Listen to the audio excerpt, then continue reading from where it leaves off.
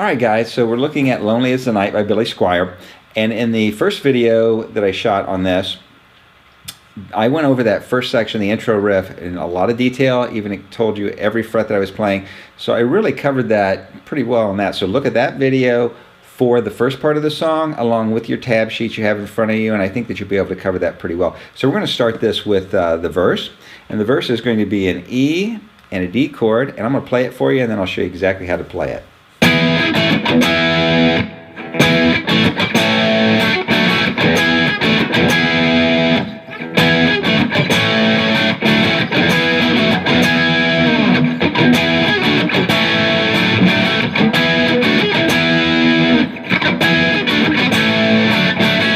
So the chords I'm playing are an E5, that's going to be the 7th fret of the 5th string and the 9th fret of the middle 2 strings. I'm going to strike that chord twice. Then I go to what's called a D sus2 chord. All I'm going to do is pick up the 9th fret here with my ring finger, and now I'm playing the 7th fret of the 3rd, the 4th, and the 5th strings, all with the same index finger I was just holding down. So a very easy chord switch. 2 strikes on the E5, 2 strikes on the D, and then back to the E5 with a rest in between. If you're looking at your tab sheet, you're going to see a little funny looking symbol right there in that first, underneath the verse part, and it looks like maybe a double backwards 7. That's actually a 16th note rest is what that is. It just means it's going to be quiet there for a moment. So slowly it's, you can hear that silent part in there. It's important it's there. Let me do it again, and then A, which is 2nd fret of the 2nd, 3rd, and 4th strings. We're going to hit that, and then we're going to do a D F sharp. We're going to basically keep holding the A, drop down your ring finger on the 3rd fret of the 2nd string, and your middle finger, 3rd fret, 2nd string, ring finger is 4th fret of the 4th string, and we're going to hit that chord twice and pull off back to the A. So it's A and then D F sharp, and then so slowly that's.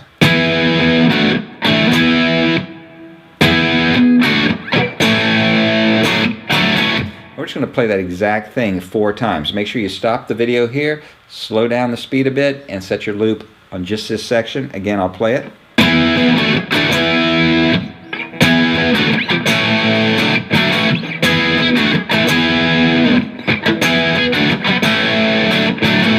Now, as they get more into the song, they're going to slide off of that E5 at the end of that first measure.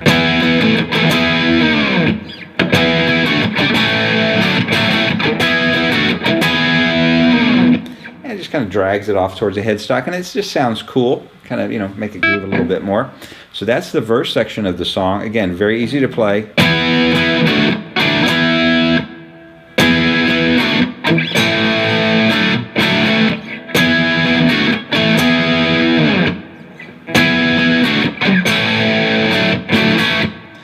Next up is going to be what I would call the chorus.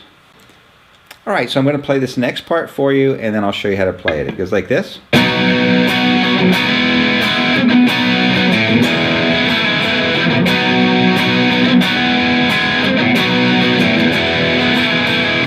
Very, very cool. I'm using a B chord, which is going to be the 2nd fret on the 5th string, 4th fret on the middle 2 strings. That would actually make it a B5. And then for the next part, we're going to come up and use our index finger to hold the 4th fret on the 2nd, 3rd, and 4th strings. And we're going to hammer down to the E, G sharp. So it's, and finally ending on the E, and then doing a sus4 pull off. All I'm doing there is I'm holding the E chord, which is the 1st fret of the 3rd string, 2nd fret of the 4th and 5th strings, bringing my little finger in here to hold the 2nd fret of the 4th string and pull off twice. Make sure you refer to your tab sheet on this section. So slow.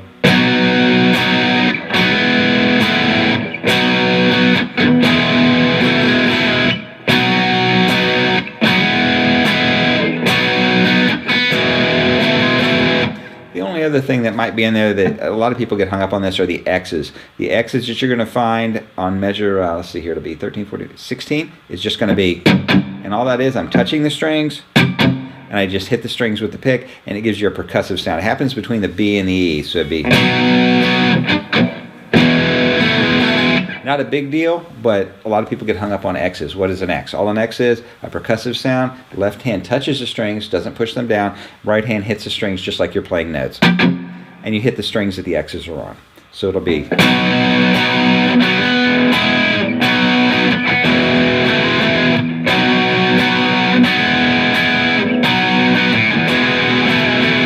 Now the same type of an idea, we're going to move it up playing the D chord, the D5 chord at the 5th fret and the 7th fret. Same exact shape as the B, just moved up here to the 5th fret. So 5th fret on the 5th string, 7th fret on the middle 2 strings. We're going to hit the D twice. And then the same idea here, going to bar the 7th fret, 2nd, 3rd, and 4th string, just like we did back here on the 4th fret. Now we're doing it at the 7th fret and doing the same hammer on for GB.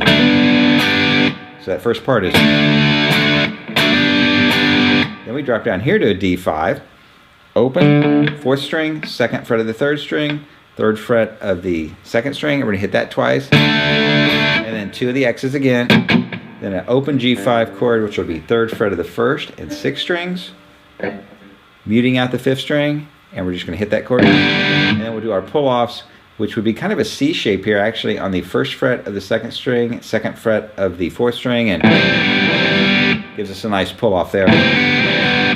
So at this point, we've covered several very detailed points. You might want to stop the video here, set loop points, slow it down. You can go over each measure as many times as you want, or small sections until you work it up to speed, and then move forward. All right, so once we do this part here, the D, let's play through the whole thing.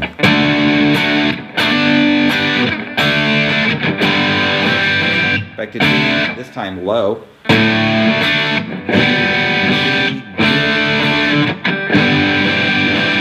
Final ending on E. So that whole part together.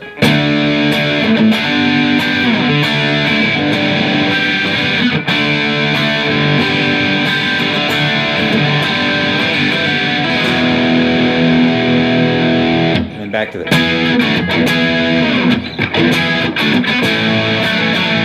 So I'm going to play that entire chorus section all together up to speed. It goes like this.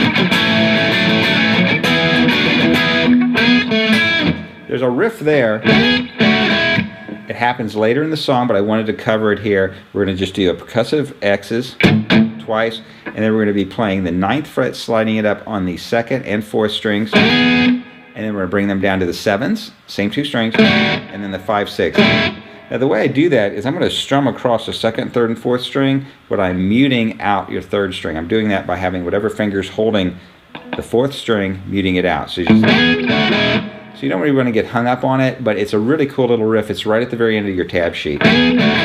So it's in the part that's. I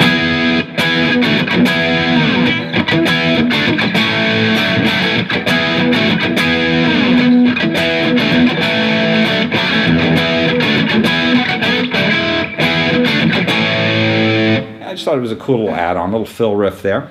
So again, this is Lonely as the Night by Billy Squier. There are a lot of details on this, but if you slow it down and use your looping functions, you should be able to cover this. Comments in the section below. Hope you're enjoying this one. Great song to play on a Telecaster, but would sound equally well on a Strat or a Les Paul, so whatever you have will sound good. I was even playing it earlier today when I was warming up on an acoustic. It's awesome on an acoustic, so try that. A little bit harder, but it sounds cool. I'm Trent. I'll see you next time.